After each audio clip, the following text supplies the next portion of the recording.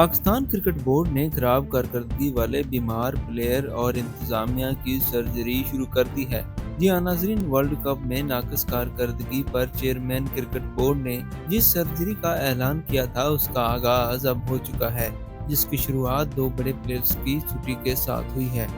नाज़रीन, तफसीलात के मुताबिक पाकिस्तान क्रिकेट बोर्ड ने नाकस सिलेक्शन की बिना पर सिलेक्शन कमेटी के दो अरकान वहाब रियाज और अब्दुल रज़ाक को उनके ओहदों से फारग कर दिया है, जिसके बाद ये खबरें भी गर्दिश कर रही हैं कि अब वहाब रियाज को मैनेजर के ओहदे से भी फारग कर दिया जाएगा, जबकि मजीद अगले दिनों में शाहीन अफरीदी और बाबर आजम में से भी किसी एक खिलाड़ी को उनके ग्रुप समेत टीम से बाहर किया जा सकता है, क्योंकि ये खबरें भी गर्दिश करती रही हैं कि इन दोनों प्लेयर्स ने अपना अपना एक ग्रुप बनाया हुआ है जो कि टीम में खिलाड़ियों की सिलेक्शन पर असरअंदाज होता है। ताहम इस बारे में अभी कोई हतमी फैसला नहीं हो सका है।